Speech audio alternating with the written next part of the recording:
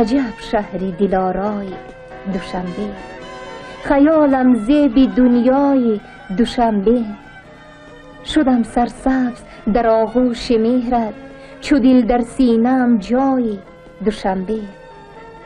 بگیردت حلقه بسته کوه سارام، تو را گردیده حامی و نگهبان. همیشه تا که باشی سبز و خرم، ز دل جاری نموده چشم ساران. عجب شهری دلارای دوشنبه، خیالم زیب دنیای دوشنبه.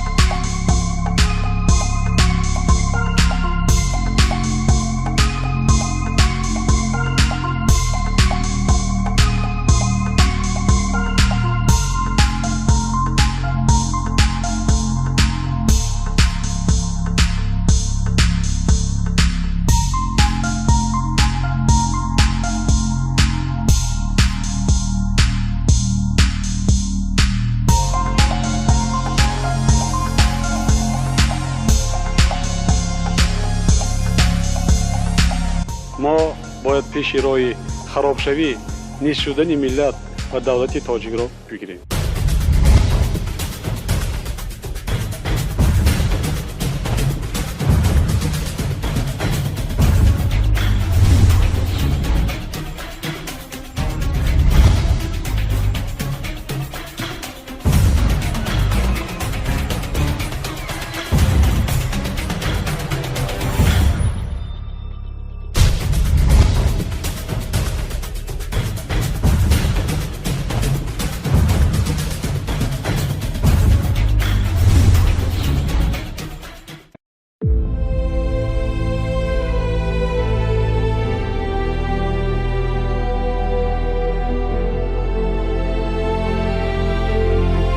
ба эҳсосот бояд мо роҳ надиҳем, якдигарфаҳмӣ бояд бошад.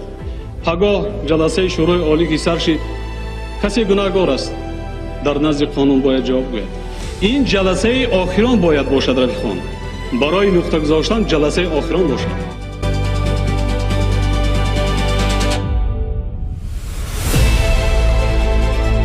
از 197 وکیل که در اجلاسیه 16 شورای عالی اشتراک داشتند، 186 نفر به جانبداری امام علی رحمان آواز دادند و او رئیس شورای عالی جمهوری تاجیکستان انتخاب شد. امروز برای من لحظه‌های اولینی، قدم‌های اولینی همچون با وظیفه رئیس جمهور است. در این وظیفه، در این روزها برای من هم مشکل است، لیکن باوری دارم که با دستگیری خلق تاجیکستان، ملت عزیزم، از این روزهای سخت می‌برایم. من سر تعظیم به نزد پای مردم تاجیکستان، خلق تاجیکستان فرود میارم و میگویم تا که باشم برای ملتم، برای خلقم، برای دولتم خدمت میکنم. اولین مراتبه مردم تاجیکستان، ملت تاجیک، خلق تاجیکستان قانون اساسی خود را، کنستیتوسی خود را با دست خودش قبول کرده است. این عصرهای عصر در تاریخ دولتداری تاجیکستان طیفه نو گشاده شد و ابدی خواهد ماند. با طفیل اجلاسیه 16 شورای عالی تاجیکستان در اقلیم سیاست تاجیکستان تغییرات کلی به عمل آمد. مملکت اذیت کشیده از گرداب جنگ تحمیلی شهروندی خلاص شده با راه آسایشته زندگی و بنیادکاری قدم نهاد.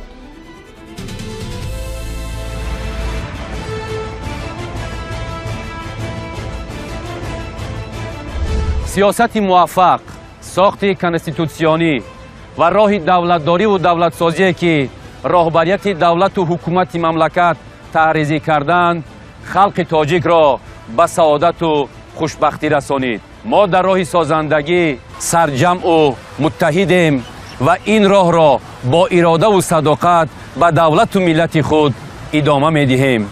راه ما راه سازندگی است.